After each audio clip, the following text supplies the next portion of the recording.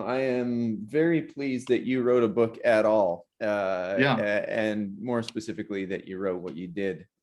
Mm-hmm. That is not a normal intersection. That is not a normal fusion. No, That yeah. book is like going out for like Scottish and Japanese food in terms of like fusion, like not too many people are putting together Right, right. culture and strategy. So nicely done. Well done there. Well, thank you. I think it actually explains a lot of things that it would be otherwise tough to explain how certain aspects of like business works. I kind of took a very big interest in trying to understand some of these progressive technology companies, especially. Their management structure is so much looser. Mm. And with traditional management mentalities, you think that you'd get chaos, but yet they're somehow dominating the market.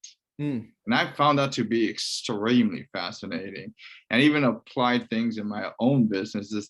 And I'm an international man as well too.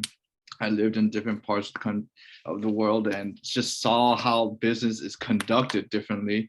Certain countries are much more centralized in terms of its structure and decision making and hierarchical, Yeah. whereas others are not. But yet, how is it this looser form of control tends to do what it does when perhaps more traditional mindsets of management, it would lead to utter chaos otherwise. Mm. So that's just one of the things I wanted to explore. At the same time, those who understand it tend to enjoy business, enjoy life. It's Yeah. not running Yeah. them. Yeah. So that's kind of how So I. so I mean, it's the title of the book is obviously very compelling, right? There's several Yes. things that are going on straight away in the title because it's for the right brain. Oh, left brain. Sorry. Yeah. I've been too long in the trees. I've overthought it. It's for the left brain leader. Yes, that's And right. and you talk even in the title and the subtitle around implementation as well, which takes up a big section of the book, how to actually Oh, practically just roll this out. yes. So take me back into why you specifically wrote it. Are you left-brained? Oh, absolutely. Guilty as charged. I am a left brain, purebred. I'm one Yeah. of those folks who math and science came easy. Yeah. Literature and arts took a little bit of a struggle. I could pull through, if I worked really hard, but certain things just came easy. Yeah. I see the world by logic and systems. I'm a periodontist and MBA by training, Mhm. and pretty much my understanding of business came from entrepreneurship. I had a business, tried to grow very quickly, and it was doing well with a mentality where everything is about processes, it's Mhm. about data, it's about quality assurance. When someone's like steering off the path a little bit, you give a little bit of calibration with some QA. I thought that's how business would run, and at first it actually did really well. But Mhm. when you're trying to grow a bit more, you hit this plateau where it just doesn't work anymore. It's what I've noticed. Mhm. And so basically, there came a point when you're trying to grow, your operating expenses go up with that. And everything doesn't come together nicely, both in terms of increasing the demand for revenue at the same time, the quality assuring pretty much what's going on in the business, and at the same time, maintaining employee morale.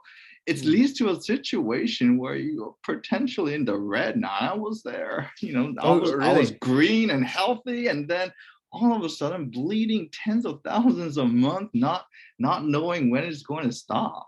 And I was there trying to see like, well, what's going on? Like, I tried to build more systems on top of systems to catch it, Mhm. but it just only made things worse. And there came a point where I hit a brick wall. I still remember the time where I had to like have a conversation with Sarah and say, hey, we're not in a good situation. That did not feel good. I remember she was pregnant with our boy, and it wasn't a great place to be. And eventually I think you have to hit a certain low point in life for a left brainer to start opening their mindset to alternative perspectives. And that I did. And it was actually eventually a culture transformation that really flipped my situation around. Kind of like working with a coach and slash consultant, and eventually broke past that plateau. And pretty much the team was in a much more healthier, organically solving situation. The glitches that used to occur, they just disappeared all of a sudden. It doesn't happen overnight. One day you just start looking back at and wonder to yourself, hey, I'm not as stressed out anymore. How did that happen? And that's when I took a look back and realized it was actually transforming the culture. Now, when we were working on it, it was under the assumption that it was management leadership. But taking a step back, it was actually just the overall culture that got transformed and pretty much did what it did. Okay, so I want to ask you this because I know some of the folks who are going to listen to this, and they're going to be, well, let's say this, they'll be a little left brain too, and you take a little time to make sure you pin down definitions. Sure. And in your book, you define culture, which I'm not left brain, but I'm analytical by training. So I thought he's going to have to pin down a definition, and you were straight onto the business of that. I mean, you don't get more than a few pages in before you, I think probably as a left brain writer too, start saying, look, let's actually clear the terms up. Can you tell me about that? Like in the writing process, as you're thinking this through, how did you arrive at a definition of culture? Oh, absolutely. Well, first of all, one aspect about culture is it is starting to become popularized, that term in the business media world. But there was so much confusion about it. And for some folks, they think about culture as what a group, like in a geographical location, what the various customs and rituals are and how people get along with each other and find purpose, etc. But at the same time, there's a different part of the business world where they look at it as if it's about morale, about employee engagement, about a lot of subjective things. But I didn't think it would rationalize what is really happening. So the best definition that I like is culture is what a group of people believe to be acceptable and unacceptable behavior. And I think that definition is really important because that's the definition where you can actually have tie-ins to productivity. Because if our viewpoint of culture is simply about rituals of geographical locations, then it's all about becoming accepting and open. However, if we look at it as employee engagement alone, then perhaps we can miss the boat in terms of the goal orientation and results. And well, we're in a business, we do have to deliver results and goals. What people believe to be acceptable and unacceptable behavior, there's another layer to that. There is a tie-in to productivity, alas. But if you actually take a step back and start wondering, how do you move the needle on that? See, that's where it gets a little bit trickier. Because I think a rational person, a rational business person can make the connection that how a group of people believe to be acceptable and unacceptable behavior can impact productivity. But how do you move the needle on that? That's a little bit more complicated, but it is definitely possible. It doesn't happen with directives alone. There's a lot more sociological, psychological, business process know-how, strategy know-how, etc., including change management.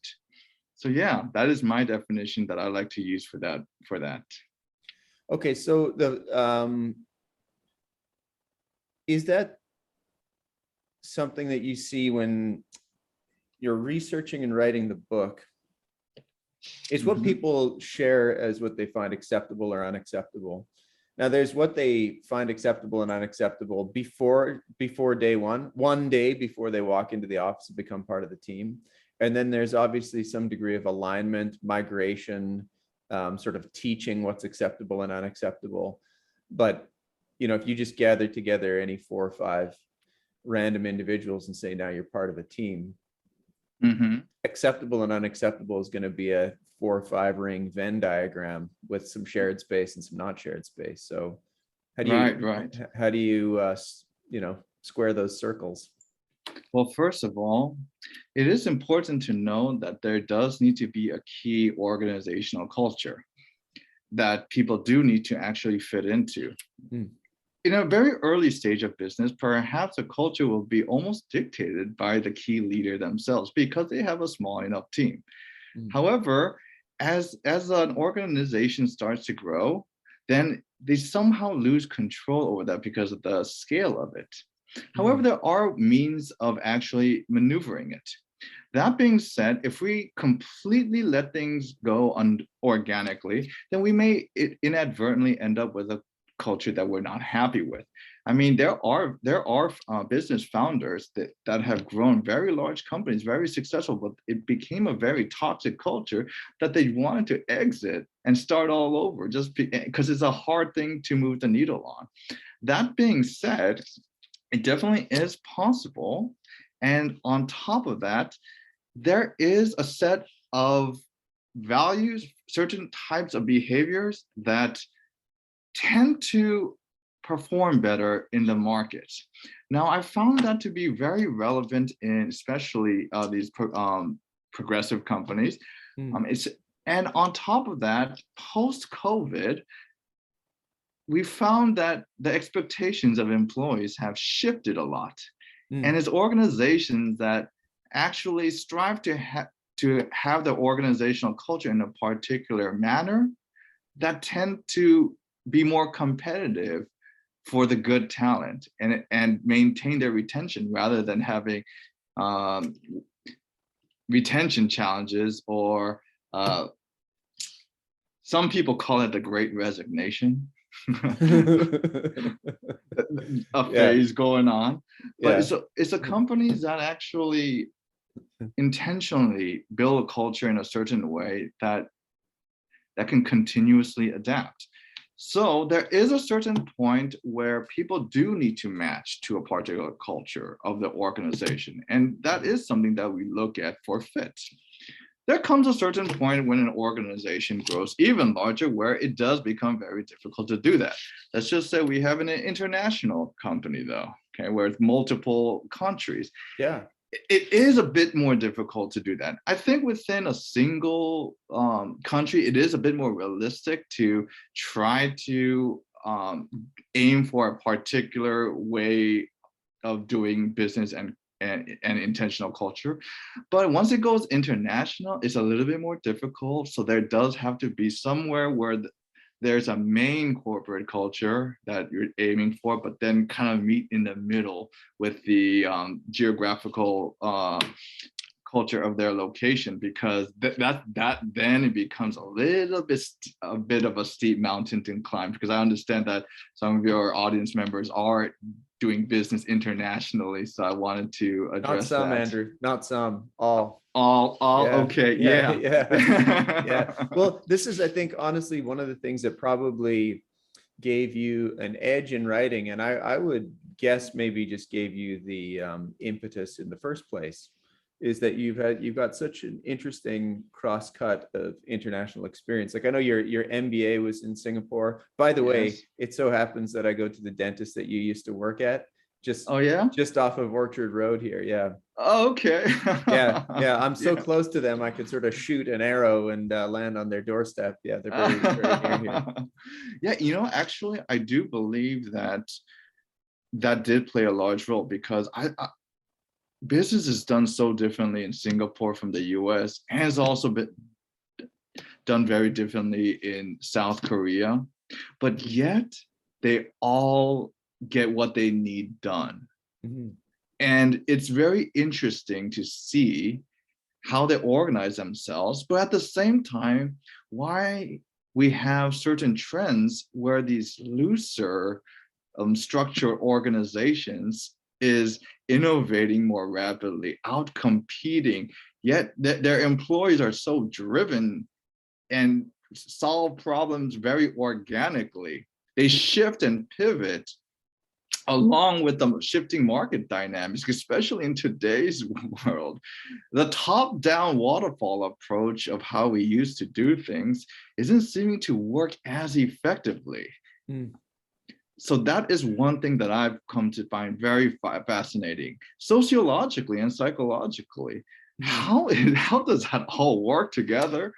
And I suppose it was that curiosity after I've done a culture transformation to rationalize, what in the world did I go through? And if I wanted to break down, at least in terms of like trying to intentionally do it again, how would you do it again to help guide others? And that's pretty much the impetus that you mentioned of why I wrote the book, because I was very curious, and I do have an appreciation for the very traditional hierarchical centralized decision-making waterfall approach style of business, but also gained a large appreciation for the collaborative, synergistic, looser, and innovative types of culture, and tried to really rationalize the difference. So the organization that you're running now, Culture and Strategy, is it entirely premised on the book? Like you had to go through the hard, difficult pain of being Mr. Left-Brained, trying to run a business like it was a dental surgery operation, and then saying, look, there's another way. Actually, I can't. I'm gonna have failure and or no growth. And does Culture and Strategy now exist to sort of coach and teach other people, or is it primarily connected to the writing? Well, what the book does is it tries to consolidate and create a platform of the knowledge, if you will, within the book, because there is quite a decent bit of knowledge condensed within the book. Now, that being said, I find that some companies that we help, it's actually the culture transformation piece they need guidance on. Others, it's actually the conceptualization of a strategy that is easier to align with the rest of the organization, okay, whether it's to interlink it with the tactics, whether it's to sometimes communicate the strategy in a way so that it can reach the next layer and they can develop a particular strategy. And the reason why that can become a focus is because the older or traditional approach to strategy is also starting to become a little bit more obsolete. The market seems to be shifting almost on a quarterly basis now. Mm-hmm. And some of the traditional approaches to strategy is not flexible enough because sometimes we plan for a whole year. So I like to look at it in something called like strategy sprints, broken down by a line of sight vision. That's typically about a 1-year time frame, because most visions are actually designed to be a 3 to 5 year time frame. Mm-hmm. It loses resonance. At the same time, our follow-up data in terms of how we track it can sometimes is on an annual basis. And because of that, it may run the risk of not being able to pivot appropriately. So it's another approach to strategy that can interlink with subsequent objectives, whether you're an operations heavy organization or a waterfall project management or an agile or OKR based type of organization. So it interlinks with it very easily, because another thing that I have seen is that organizations, they have a very robust and structured approaches for each of those components, but how they interlink seems to be where there is some challenges and friction. And so it's another approach so that it gels a little bit more smoothly. So the folks that you're advising and supporting and helping out, do you feel like they understand what strategy even is? or are you kind of teaching them that from the start? Well, I think strategy, just like culture, is another word that tends to get confused a lot. And so sometimes leaders are extremely strategic in nature in how they think. However, it's the communicating it and get their thoughts in a way where it can be passed on to the next people. Other times, leaders don't think far ahead at all. So it's drawing it out of them.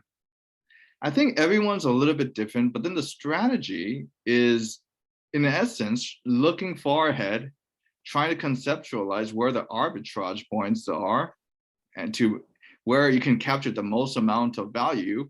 But at the same time, the world is constantly evolving. So because of that, even if a few people understand it, how do you get the rest of the organization to understand it as well too? So I think it really depends. People have an understanding of strategy, maybe the processes, or maybe they don't have a formal education on it, but they have a very strategic mind to begin with. Okay, because I've seen within smaller businesses, sometimes they don't have the training, the structure, the robustness. Other times you have corporate leaders who have the training, but then somehow miss the essence of it. So I think it really depends on the individual. I'll tell you something I've been learning over the last couple of years, just to sort of share an anecdote around strategy and tactics, which two things I think get confused. They get collapsed into one and the same thing, or they get misordered. But we've been doing a bunch of work with organizations around specific account strategies. So this is on the business development or sales front. What is the strategy that's going to govern the behavior and the direction you take for your relationship with a single client or customer? And then what are all those tactics that you're going to do? Like, so that's your strategy. You can work a while, you can research deeply, you can really reflect and try to get that right, try to get the big idea right. And then what are the tactics that you're going to do to execute on that? And routinely, it seems like the point at which the light goes on for people when strategy and tactics is new to them is when we use analogs of sports or war or games. And it's a remarkable thing. You said something which triggered me to say that, which is a lot of people have it in them. Actually, they're good strategists, and they struggle to just maybe apply it or make it make sense in their organization, or maybe communicate it, but actually the base instincts are there. So, you know, we just finished this exercise on account strategies, and there are two gentlemen I'm thinking of in particular. As soon as they cottoned on to the fact that they could use war strategy games as their template for how to run their account strategy, it was amazing, Andrew, how it all came into alignment. It was like the tactics are getting beautifully organized, things that they shouldn't be doing they're no longer doing, and the strategies like unifying everything. They're able to communicate to their own team, here's what we need to do next, here's what we're going to be doing a few months from now. So I think you're right. This is almost like the knowledge exists already inside there. The instincts are already there, but they need there's a lack of clarity as to what this business of strategy actually is. So folks like yourself who are writing about it and teaching about it can sort of unlock something that's already latent inside people. Right. And even within the topic of strategy, I find that there are many components to it in different, like, kind of like subfields, if you will. Because when I did my MBA, I specialized in strategy, but what I've come to learn, actually finance and strategy, but what I've come to learn was that I almost learned how to look at what I like to call enterprise level or centralized strategy, which is a little bit different from the team level strategies. Because of team level strategies, we can definitely try to encourage people to get involved and plan ahead for their various goals and departments. And the reason why I state that is because there are some who believe that strategies is that centralized higher level one that is only for executives, which there is that sector of strategy which involves a lot of reading the trends, seeing how the various technologies and trends converge, how we're going to capitalize vertical horizontal integration, yada yada yada.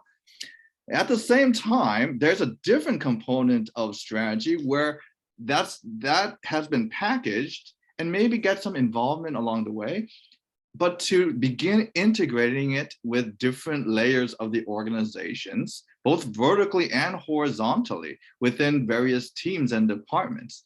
And that's when they start taking part of the higher level strategy and integrating with theirs. And I do believe that a lot of people have the capacity to think strategically. Actually, there's a belief that everyone is born with it to a certain degree. But then it's actually throughout our lives, especially during childhood. Because if you think about it, almost every child had this phase where they ask, what is this? Why is that? Over and over again, to the point parents start getting tired, teachers start getting tired and saying, be quiet, just do your thing. But so all kids begin with this curiosity to try to understand what's going on, why everything is working the way it is. But along the way, we've been told no so many times that a lot of people, their brain starts actually shutting down on it. So one of the gaps when a company is going through like a cultural transformation and encouraging innovation is actually creating a safe zone for it, because I've found that there is a subset of population where thinking strategically almost triggers an internal trauma within them, where the brain actually kind of shuts down a little bit. Really? Yes, it's very fascinating. And so by creating a zone of psychological safety, you can bring it out of them slowly. Because otherwise, it's very difficult to get proactive and innovative thinking amongst people. Because in a way, proactive and innovative thinking is a form of strategic thinking. And so if we don't create that zone for them, then it becomes extremely challenging to expect our people to think in that manner and engage with the direction that the organization is going. So that's something I like to call a strategy chasm, where there are those folks who like to think ahead. It's an abstract skill set because you're imagining things that haven't happened yet. And the other side of the chasm are people who like to have everything be tangible, something that they can feel, something that is that will benefit them in the short term. Now, bridging this chasm is sometimes the challenging part, which is about how we construct the high level strategy, how we communicate it, how we create that safety zone, but at the same time encourage those to think strategically. Now, the reason why I like to separate this different types of strategic thinking is because in one hand, you're going to get higher level strategic leaders looking at this psychological safety thing and going like, come on, why is this all necessary? Can't they just do it? Whereas at the other end, it actually is extremely beneficial because it's creating a zone where there is some healing and where they can start dreaming again. Because another reason why people shut their brains down in thinking ahead is because they've also had a lot of dreams that got crushed. So meaning that dreaming again can hurt a little bit. So as you can see, strategy is not necessarily what people may make it out to be. I wasn't trained like this in my MBA to to see strategy in multiple layers and psychologically in this manner. But that's actually how it really works. It's not just a centralized executives finding out where we're going to maximize horizontal and vertical integration, see how the technologies converge, yada, yada, yada, yada. It's not just that. Yes, very important, but we need the people to actually get on board with it and think with us. So it's more than that, is what I've come to realize. I'm over here smirking because I'm like, now I already know the title of Andrew's next book. It's gonna the first one is culture for the left brain leader, and the next one's going to be strategy for the right brain leader. I mean, eventually you can surround this topic. One of the great, I've read a decent amount of strategy and history around that topic. One of the great signatures of the most celebrated illustrations of strategy is that they have this creative element. They're highly technical.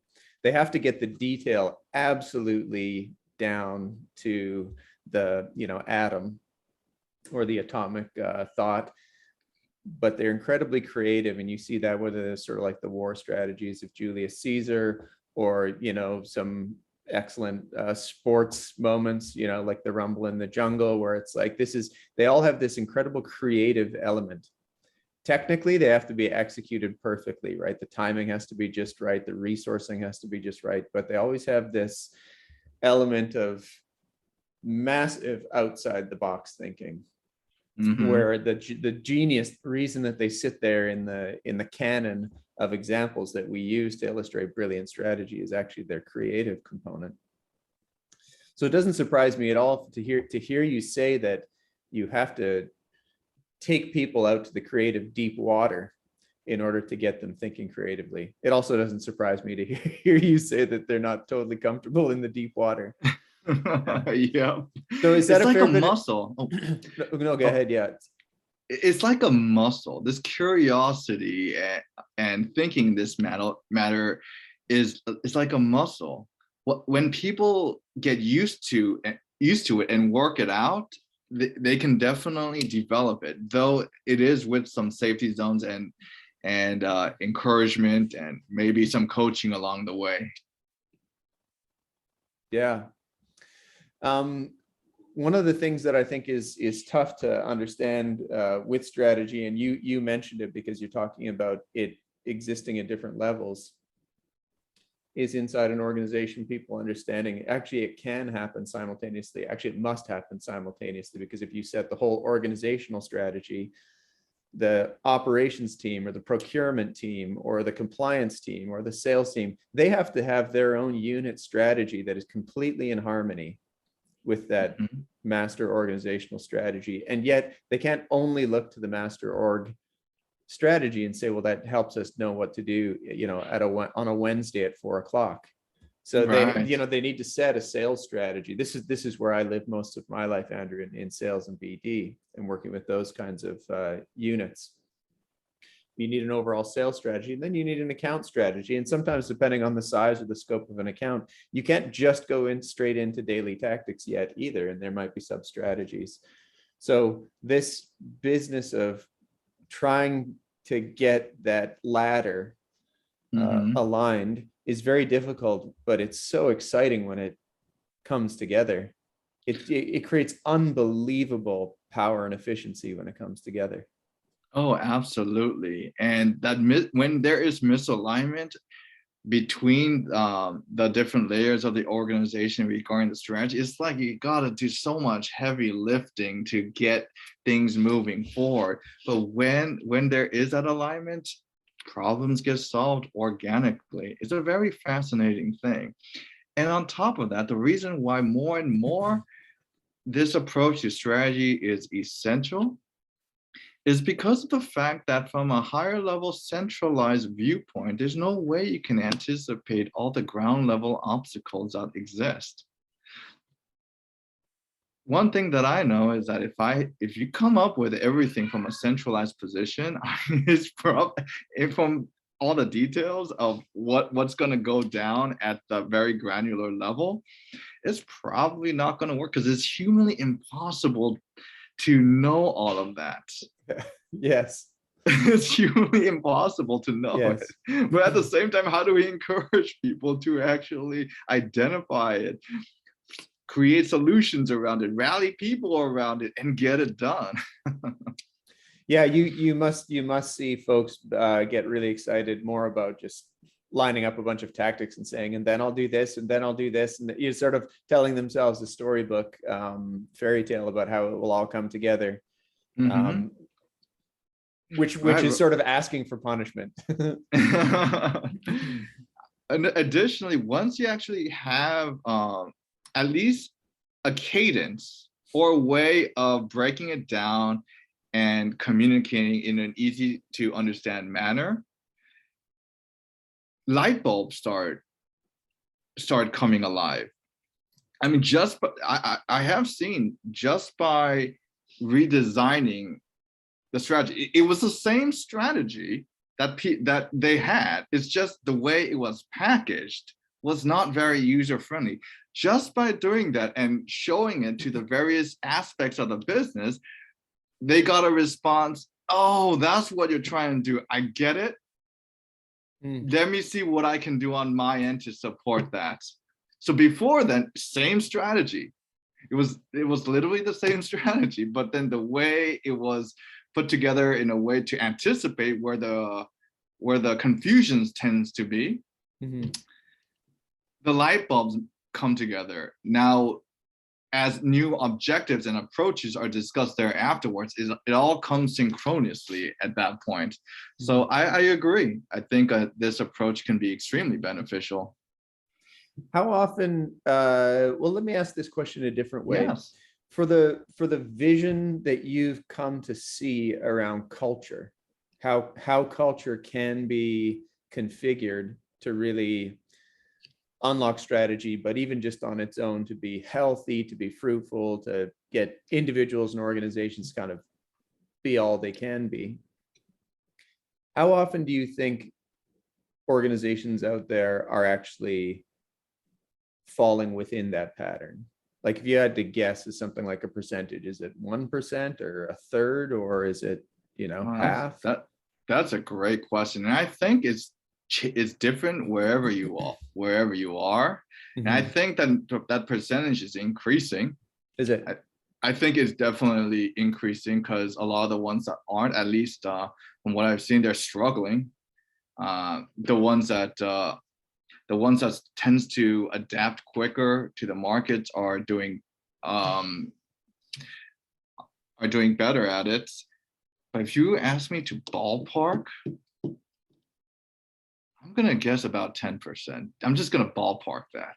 And so therein lies an opportunity. If you are that 10%, then rather than trying desperately to refill your positions during this so-called great resignation, you have a line of people. Yeah. Oftentimes coming in from referrals who wants to join your organization because they find purpose in it. They find satisfaction in it. Yeah. I will not let you go until you say a few words about a self-directed team, because in the book there's a lot there, and I think unless people either read what you've written or get a little bit of insight and guidance on what that is, that's an important idea. Yes. But it will get lost, or people will misunderstand maybe what it is. Can I ask you to just kind of riff on a self-directed team? Sure. And that's a critical component to making all this work, because you're providing a lot of autonomy to your various teams. Right. And the team needs to be self-directed for them to be able to handle it. Otherwise, a much more directive approach is going to be needed. And then you won't have the opportunity to get everyone to think strategically with you.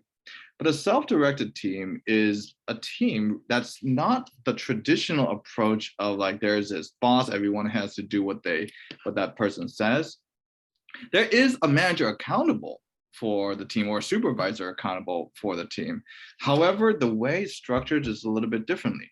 a traditional team has a high focus on both the hierarchy and technical skills of the people. So everything is propped up with technical skills or know-how on the various processes. A self-directed team has a balanced set of perspectives. There is a focus on the technical skills, but there's a huge amount of emphasis on collaboration skills as well too. And that means that folks can collaborate, communicate in a way that's extremely healthy. Just bear this in mind. When you get people with different perspectives together, naturally entropy ensues, meaning chaos, friction. So that means that the supervisor or manager needs to be very good at balancing this, at the same time developing their team members to actually have healthy conflict and healthy communication. Approach it in a way where you can bring up their drive, if you will, to eventually get to a point where the team, without the sheer might of the manager or supervisor, can organically identify issues, conceptualize solutions around issues, rally people together, and eventually execute what needs to be done. Now, for those who's used to traditional teams, you may think, wow, that's a tall order. You want them to be able to do that? Yeah.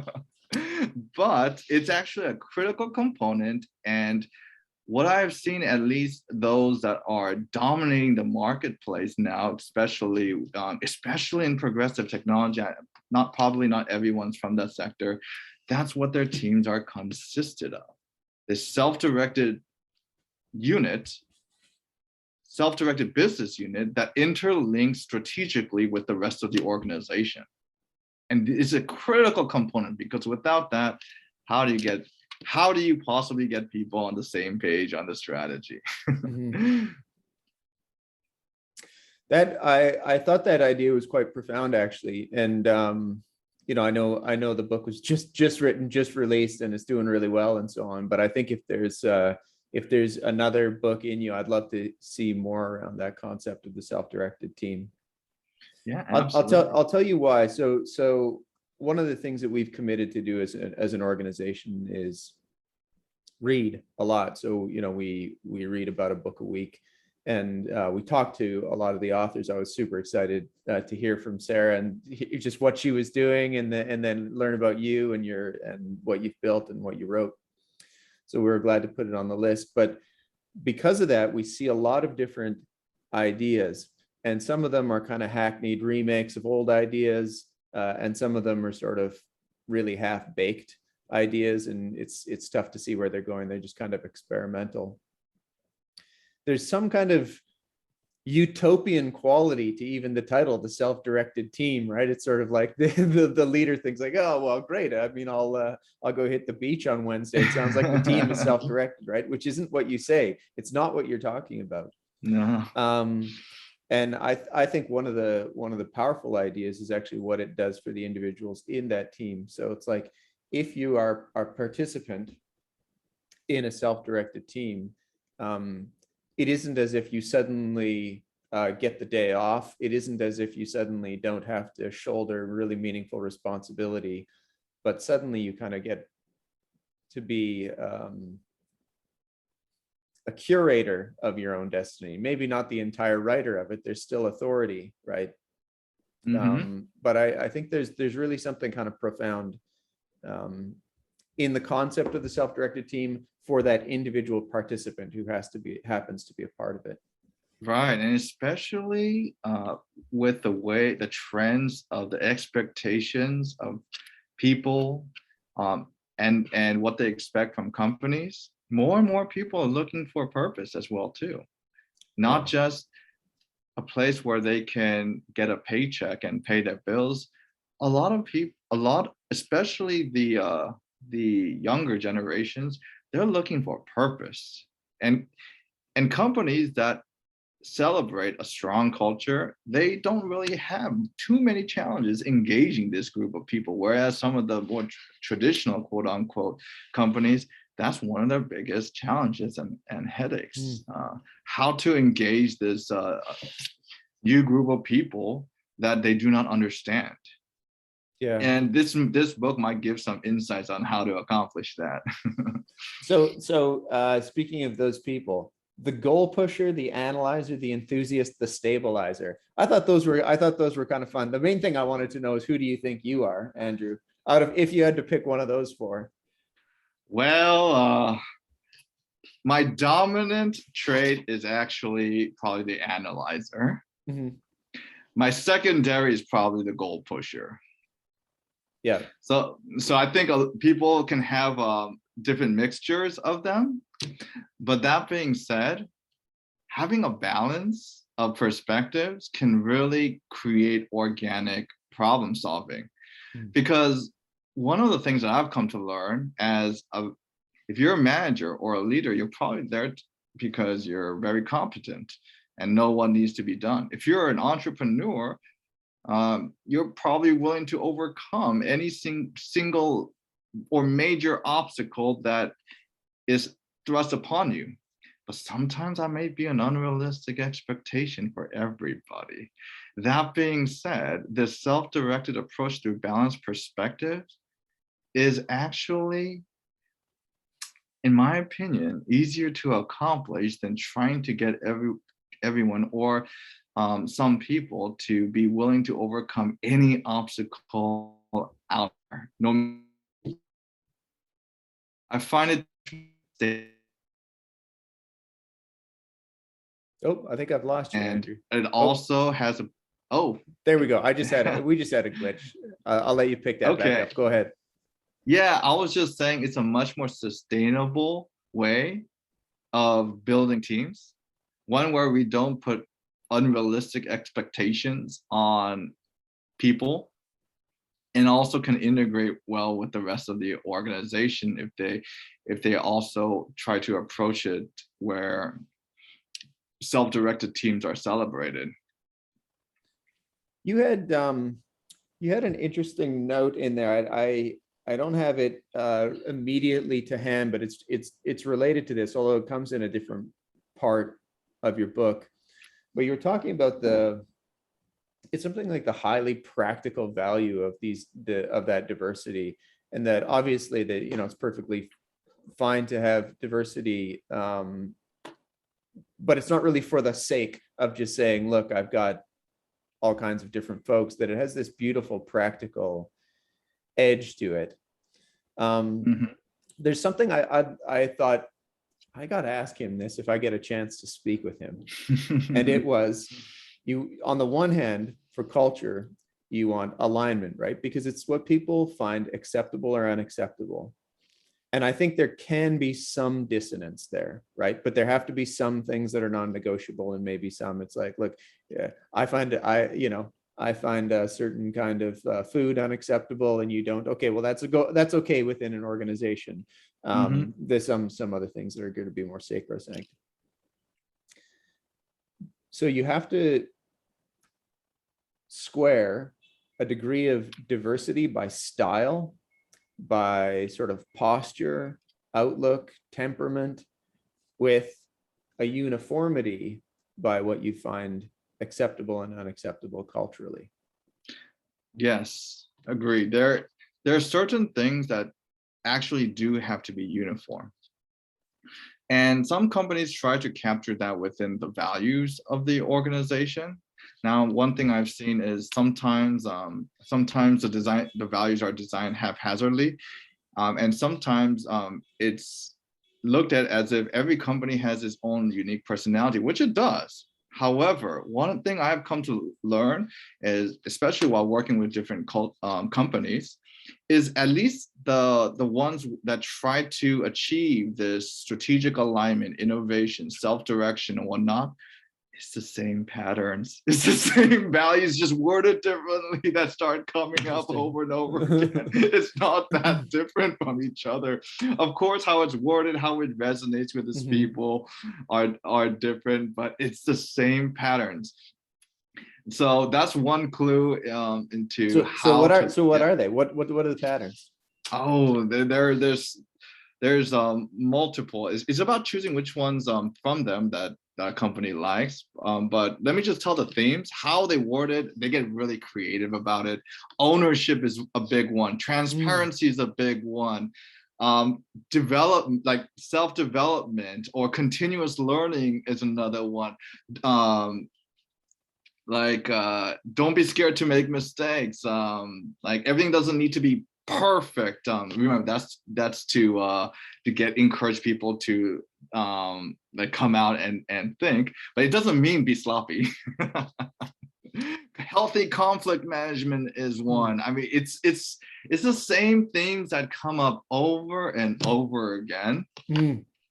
So if one has a desire to start architecting or designing a culture, know that there's trends.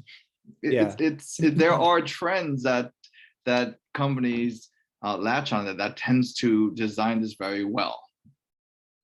So a couple times you've mentioned that you think there's change afoot, and there's also themes in terms of the direction things are going. One of the times you said that was that probably the proportion of corporate culture that is aligned to the way that you're thinking is increasing.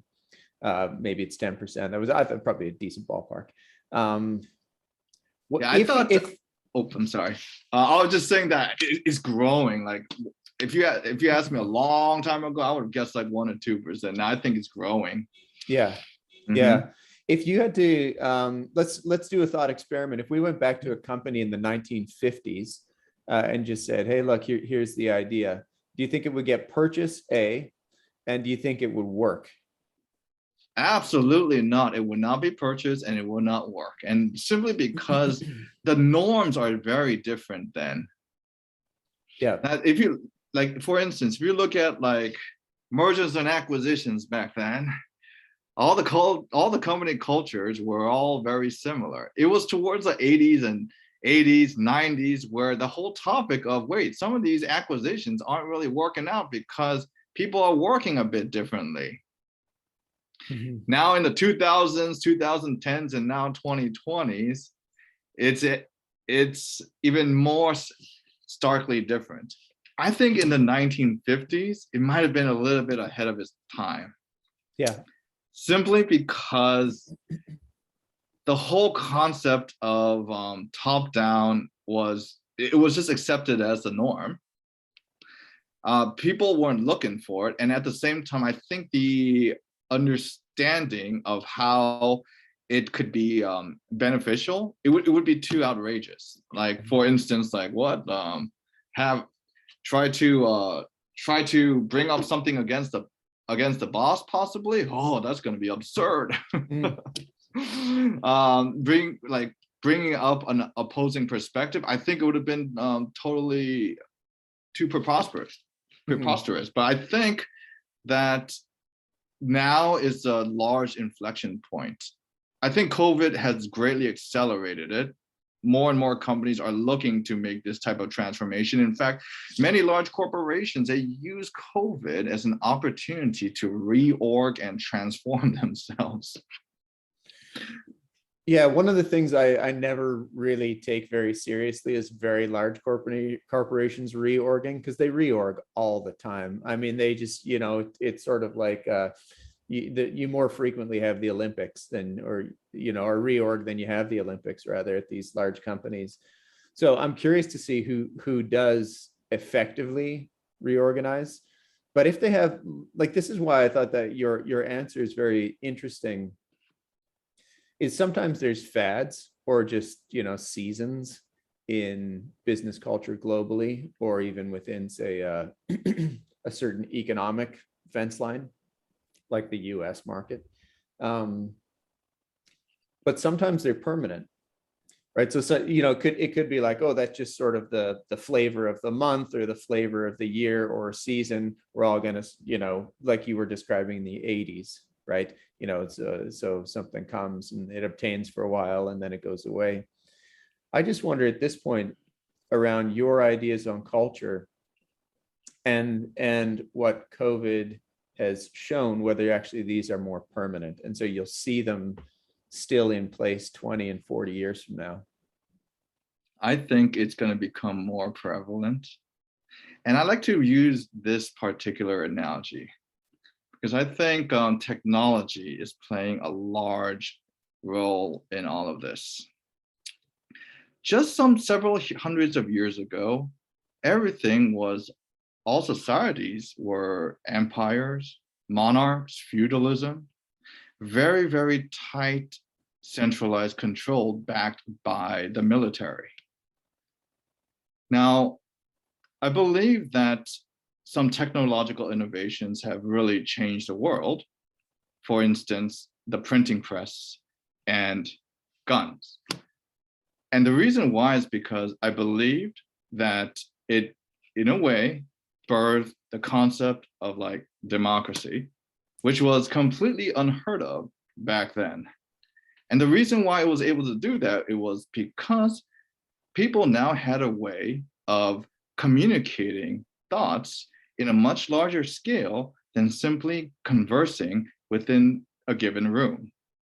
Additionally, a military force, people had to train their whole lives to be competent and a potent foe. With guns, now people could be trained within months. So it tipped the balance of powers and really tipped the powers for these empires, monarchs, and feudal periods. US is one example, but I believe it was the French Revolution that actually had a larger hand in influencing the world because it was where everything was at. The US was in a different continent, but mainland Europe was connected to like Asia, etc. It was closer to where everything was happening. And it toppled governments to the point that either monarchs had to partner with this democratic force and form like the prime minister's office, or they got completely replaced. That being said, if we believe that technology has a play in this, technology is advancing more and more. The internet, social media is coming about. The balance of powers are tipping a little bit more.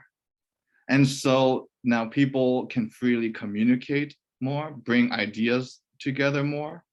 And because of the trend that the world is moving, I do believe that it is going to become more and more like that. I don't think it's a bad. I think it is a direction that the world is moving towards, as long as technological innovation is continuing to move forward. People can gather together, build influence, share ideas at a much more rapid manner than ever before. So I do think that the expectations of people are going to change. That being said, I believe that the wisest organizations will realize this, but actually find that there is power in it, because you'll realize that the evolution of democracy actually increased the overall output of countries. So I believe the wisest organizations is going to recognize this and tap into this type of power in this newer modern era. So I don't think this trend is a fad that's going to go away. I think it's going to become more prevalent. Andrew, we've almost been chatting for an hour. That happens. Oh, yeah. That happens so fast, boy. If you get onto something good. Tell me though. A number of the people who will hear this or hear from us, will share it quite broadly. They'll want to follow you or get in touch with you or connect with you. How can and should people find you What are the kinds of projects and things you're seeking to do and like to do best with folks? Give me a couple of words on that. Absolutely. Well, if someone wants to dive deeper into the book, they can find Culture for the Left-Brained Leader on Amazon. You can also find me on my LinkedIn as Andrew YJ Kim. It's a very common name, so without the YJ, it's a very difficult to identify. My email is andrew@cultureinstrategy.com. You can also look us up on our webpage, www.cultureinstrategy.com. In terms of how we help companies, it can range from like executive coaching. It can also help in guiding or mapping out the culture transformation journey. I've also helped in terms of mapping out the strategy over an organization in a way that it can flow throughout the organization in a easier manner. So those are the ones where I've typically done.